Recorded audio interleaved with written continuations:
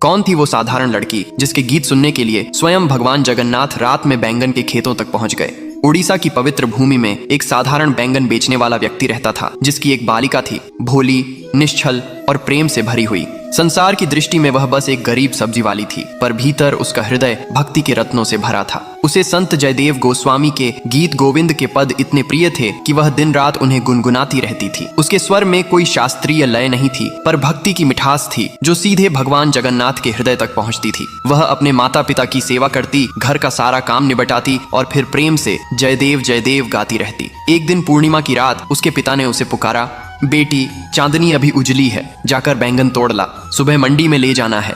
वह उनींदी आंखों से उठी, लेकिन मुख पर वही भक्ति का गीत था। वह खेत में पहुंची और गुनगुनाते हुए बैंगन तोड़ने लगी। उसके हर शब्द में प्रेम का झरना बह रहा था और वही प्रेम भगवान जगन्नाथ को खींच लाया। वे अपने दिव्य स्वरूप में उस खेत में पहुंचे, उस बाला के पीछे पीछे नाचते हुए जैसे एक प्रेम मग्न बालक हो। उनके पीताम्बर के रेशे बैंगन के कांटों में उलझते रहे, पर उन्हें होश कहाँ था।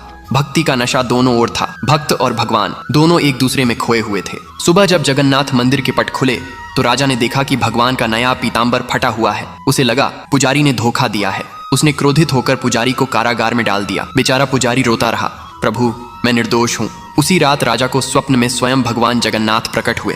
वे बोले, राजन, पुजारी निर्दोष है। मेरा पीताम्बर तो बैंगन के कांटों में उलझ गया था जब मैं अपने भक्त की भक्ति सुनने गया था। उस बालिका की गायन भक्ति ने मुझे बांध लिया था। अगली सुबह राजा स्वयं उस खेत में पहुंचा। वहां सचमुच पीताम्बर के सुनहरे रेशे कांटों में लिपटे थे। राजा की आंखों से आंसू बह निकले।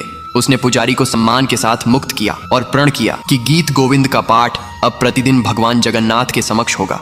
उस दिन से जगन्नाथ मंदिर की मंगला आरती में जयदेव के पद गूंजने लगे, उस प्रेममयी बालिका की भक्ति की स्मृति में, जिसके निष्कपट गीतों ने स्वयं भगवान को धरती पर उतार लाया था। जय जगन्नाथ।